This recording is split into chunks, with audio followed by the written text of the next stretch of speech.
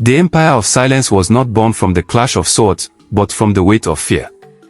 Nestled deep in the heart of West Africa, it stretched across lush forests and winding rivers, its wealth built on trade in gold, ivory, and palm oil.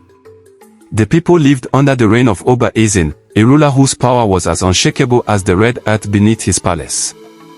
Yet, for all its grandeur, the empire was bound by an unspoken law. No one was to question the Oba. His word was final, his decisions unquestionable. In the great marketplace, traders haggled in whispers. In the courtyards, children played without laughter.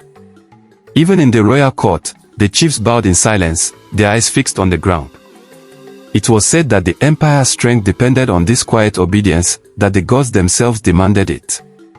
Long ago, during a time of rebellion, the Oba's ancestor had decreed that silence was the shield of the throne. Those who spoke against the crown vanished without a trace. Generations later, the law had seeped into the soul of the people. To speak carelessly was to invite ruin. One humid evening, a young scribe named Idian stumbled upon an old scroll in the palace archives. It told of a time when the people could speak freely, when ideas were debated in the open air.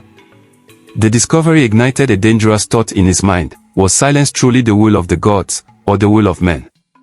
Idian began sharing his questions with a trusted friend, a market woman named Inyola. She warned him to be careful, for the Oba spies moved like shadows. But the seed had been planted, and others began to wonder too. Whispers spread from the market stalls to the fishermen along the riverbank, from the palace servants to the blacksmiths in their forges. The Oba heard of these murmurs. On the day of the New Yam festival, he summoned the people to the palace square. Standing tall in his coral beads, he declared, "The empire of silence shall remain so, for silence is peace." The crowd, fearful and bound by tradition, bowed their heads. But among them, Idian stood with his head high. He did not speak, yet his defiance was a voice in itself. And in that moment, the empire of silence trembled, for the first crack had appeared in its walls.